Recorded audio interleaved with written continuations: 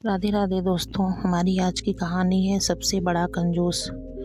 एक नगर के बहुत बड़े सेठ का आज देहांत हो गया। उसका एक बेटा था जो सोचने लगा, कौन आएगा मेरे पिताजी की मिट्टी में। जीवन भर तो उन्होंने कोई दान धर्म नहीं किया, बस पैसे के पीछे भागते रहे। सब लोग कहते हैं या तो कंजूसों के भी कंजूस थे, फिर कौन इनकी अंतिम यात्रा में शामिल होगा। खैर, जैसे तैसे कुछ रिश्तेदार और कुछ मित्र मिट्टी में शामिल हुए, पर वहाँ भी वही बात सब एक दूसरे से कहने लगे। बड़ा ही कंजूस शख्स था, किसी की मदद नहीं की, हर वक्त बस पैसा पैसा करता रहा। यहाँ तक कि घर वालों से भी एक एक पैसे का हिसाब लेता था। कभी कॉलोनी के किसी भी कार्यक्रम में एक भी रुपया नहीं दिया, हर वक्त बस ताने दिए। आज देखो, बस 2-4 लोग ही इनकी मिट्टी पर आए हैं। बहुत देर मिट्टी रोकने के बाद कंजूस सेठ के बेटे को किसी ने कहा कि अब कोई नहीं आएगा, इन्हें कोई पसंद नहीं करता था, अब शमशान में ले जाने की तैयारी करो। बेटे ने हामी भर दी। शरीर को लोग उठाने लगे, तभी एकाएक उनकी नज़र सामने आती भीड़ पर पड़ी। कोई अंधा, कोई लंगड़ा, हजारों की संख्या में महिलाएं, बुजुर्ग और बच्चे सामने नजर आने लगे और उस कंजूस सेठ के शरीर के पास आकर फूट फूट कर रोने लगे। कहने लगे, मालिक अब हमारा क्या होगा, आप ही तो हमारे माँ बाप थे।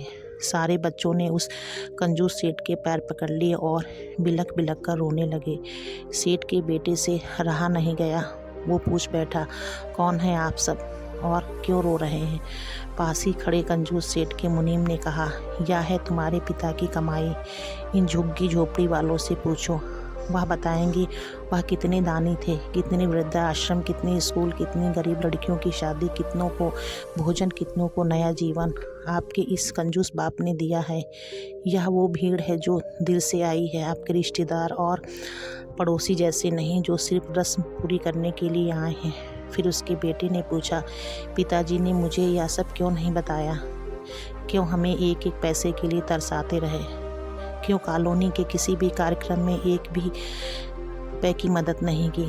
मुनीम ने कहा, तुम्हारे पिताजी चाहते थे कि तुम पैसों की कीमत समझो, अपनी खुद की कमाई से सारा बोझ उठाओ, ताकि तुम्हें लगे कि पैसा कहाँ खर्च करना है और कहाँ नहीं। फिर मुनीम ने कहा, यह कॉलोनी वाले, यह मित्र या रिश्तेदार कभी स्विमिंग पूल के लिए, कभी शराब शबाब के लिए, कभी अपना नाम ऊंचा करने के लिए चंदा मांगते थे।